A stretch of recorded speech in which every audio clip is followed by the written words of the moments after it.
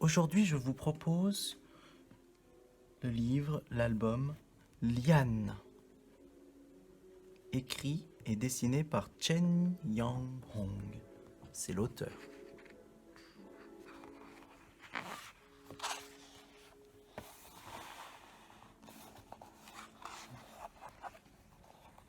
Mes remerciements à Francine.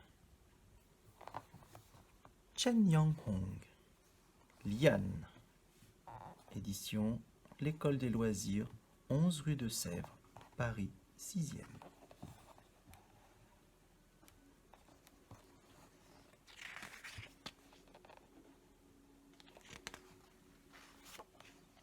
Monsieur Lot est un pêcheur solitaire, sa jonque est sa maison. Il est triste. Cette année, le poisson est rare. Il passe ses journées à attendre.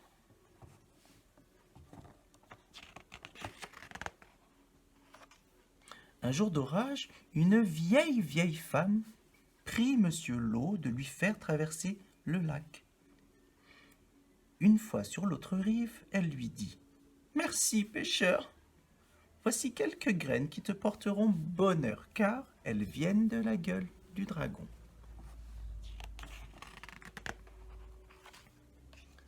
Le soir venu, Monsieur Lot plante délicatement les graines. Presque aussitôt, un champ de lotus se met à pousser.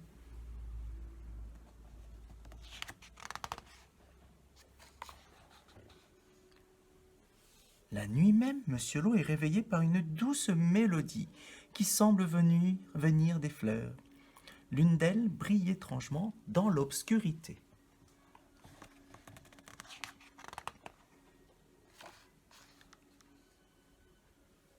Liane, Liane, chante le lotus, et soudain, ses pétales s'ouvrent, découvrant une petite fille. Elle se réveille et se met à virevolter dans les airs. C'est Liane.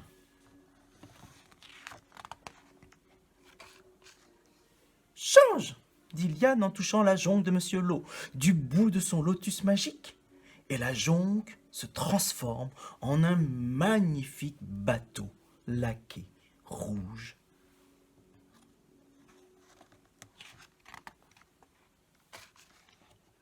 Il suffit que Liane effleure la table, et aussitôt un repas somptueux apparaît. Elle effleure Monsieur Lot, et ses vêtements de coton deviennent un habit de soie, aussi beau que celui de l'empereur.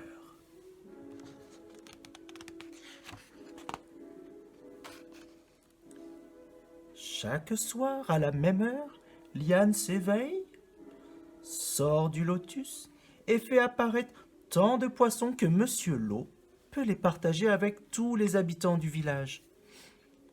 Mais à minuit, sans faute, elle doit retourner dormir dans le lotus.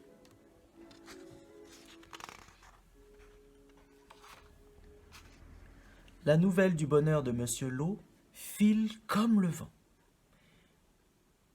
Elle arrive aux oreilles de Tan, la fille du préfet. « Qu'on m'amène cette liane, je la veux !»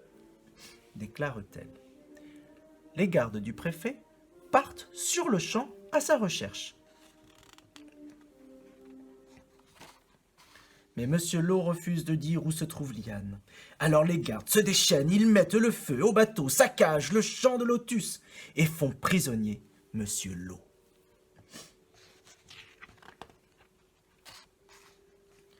À son réveil, Liane est seule au milieu du désastre.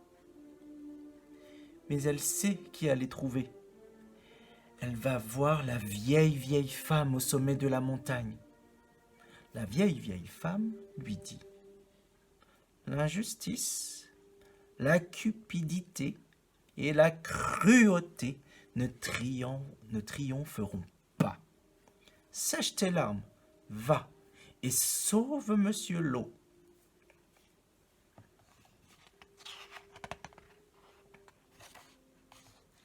Liane court jusqu'à la demeure du préfet.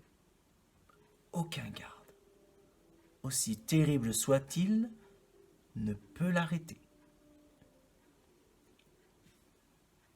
Tu veux libérer Monsieur Lot ? Dit le préfet. C'est très simple.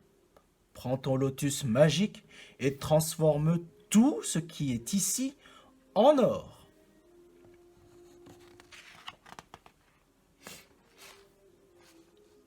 Liane obéit.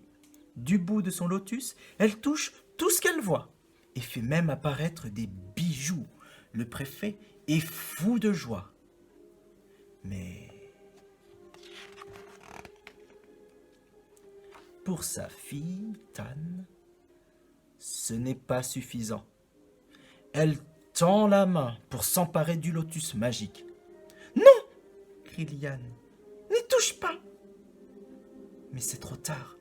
À peine Tan a-t-elle été effleurée, le lotus, qu'elle se change en or et devient aussi immobile qu'une statue.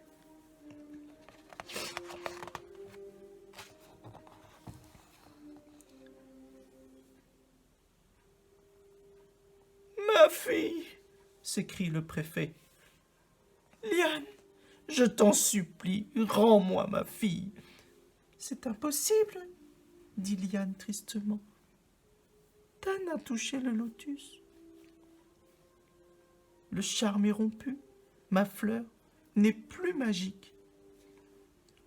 Le préfet est désespéré. Il laisse partir Liane et Monsieur Lot.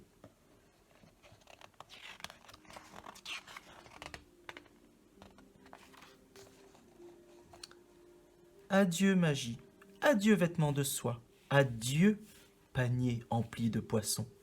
Il faut reconstruire un bateau et pêcher de ses mains. Mais Liane est désormais une vraie petite fille. Elle ne vit plus dans une fleur et elle est heureuse de grandir auprès d'un père qui s'occupe d'elle.